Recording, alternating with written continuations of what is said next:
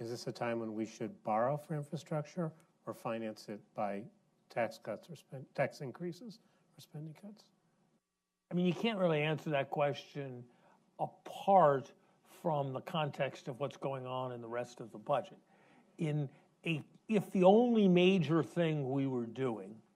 was substantially increasing infrastructure investment, I would be comfortable financing at least a substantial part of it with debt, because I believe the extra revenues that the supply side benefits of the infrastructure investment would generate would largely cover the debt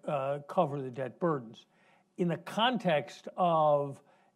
what I wouldn't favor, but I think is likely to take place, which is trillions of dollars of tax cuts,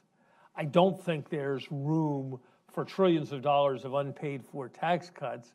and a very large infrastructure expansion, all financed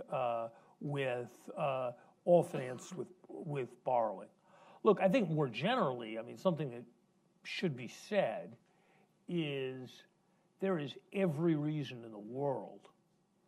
for the gasoline tax in the United States not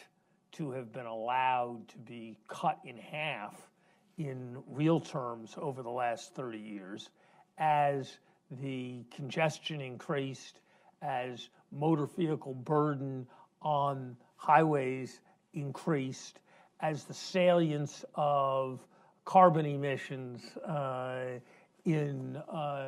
increased. We should be taking much less regulatory and much more price-oriented approaches to encouraging energy efficiency than we are as a country.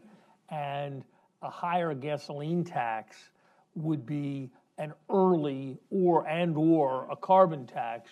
would be important steps in that direction.